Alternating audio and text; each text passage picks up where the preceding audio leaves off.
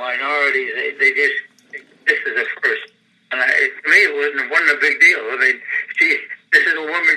I didn't care that she was a woman. I didn't care what. She did the job, and she did the job well. And that's all I cared about. On the other hand, if you didn't do the job, you can get fired pretty. You can get dressed down or fired pretty fast. So I think the challenges for me always have been that probably the lack of patience they had and trying to get a lot too much done in short periods of time. Because I traveled all over the world, I could, and I drove my travel agent, who was he was also a travel wholesaler. I drove him completely crazy with changes, the amount of trips. Definitely. Hope that answers you. Oh, that's fine. Yeah, definitely. I like how you go into these long stories. That makes me, more comfortable, and it gives me more information. It makes this interview very informative and, if at all, entertaining. And, it gives me advice as well, because I'm, I guess, a so-called businessman, because I promote myself with my show, and I also promote myself as an actor and as a writer, and, I'm a self-employed freelance businessman, and it's always great to hear advice from other people like that, and I thank you for that. And my next question to you is, what is your advice for people who want to start their own business, who want to be a self-employed freelance businessman, no matter if it's acting or... I advise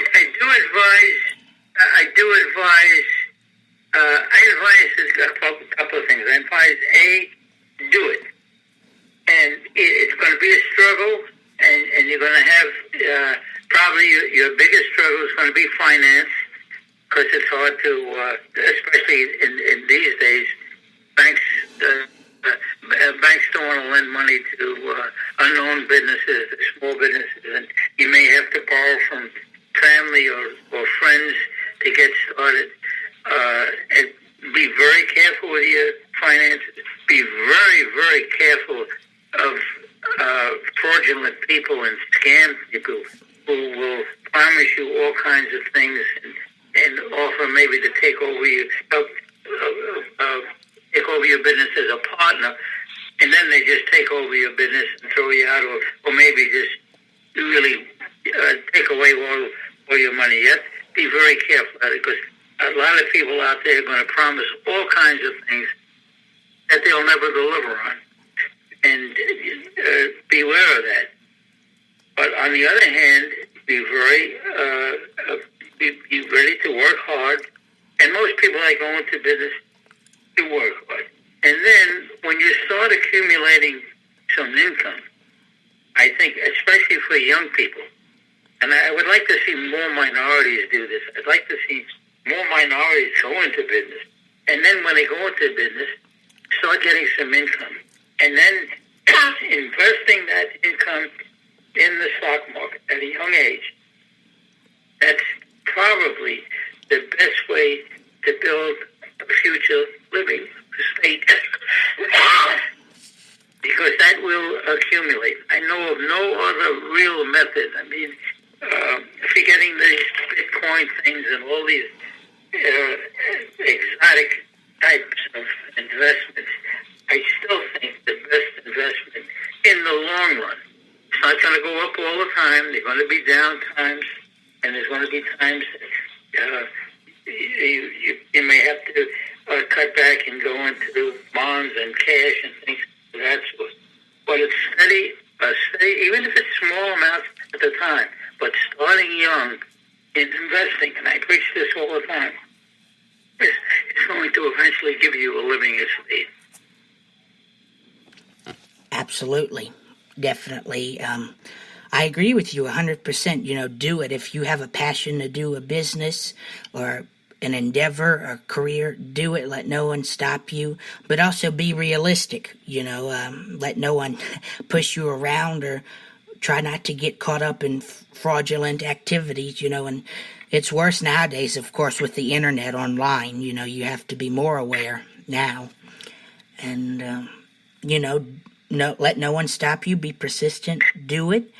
And you'll succeed. And along the way, ask for help. You can't do nothing alone. You have to give it. You broke up just a little bit. Oh, I'm sorry. Do you need me to repeat the whole thing I said? Or...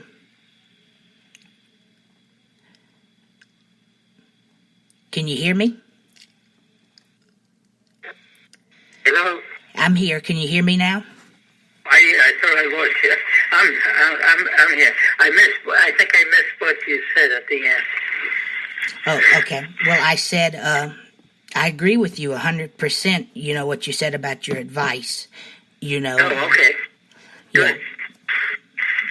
Be persistent and also be realistic, don't get caught up in fraudulent activities, and it's worse now with online, Yeah, because there's a lot of temptation out there, and a lot of people will promise all kinds of things, and and there are people that will take advantage, and don't be naive about that.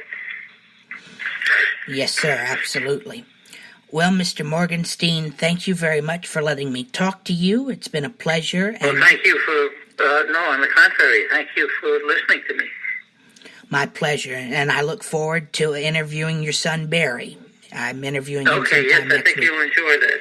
It's a little different perspective because, as you know, and he might be good. I think he'll be particularly good because you do a lot with musicians and artists, things like that. His goal really was to be a musician before he became a great photographer. And he just didn't have the musical talent to be as good as probably people like yourself and others, so he went into photography.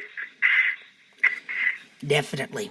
Absolutely. Well, I'll send you a link to this interview when I'll upload it. It should be uploaded by Friday, so I'll send you a link. I'm looking forward to it. Thank you very much, Mr. Morgenstein. You have a great day. Thank you. I appreciate it. Bye-bye. And that was businessman and writer, Mr. Bill Morgenstein. Thank you very much for listening.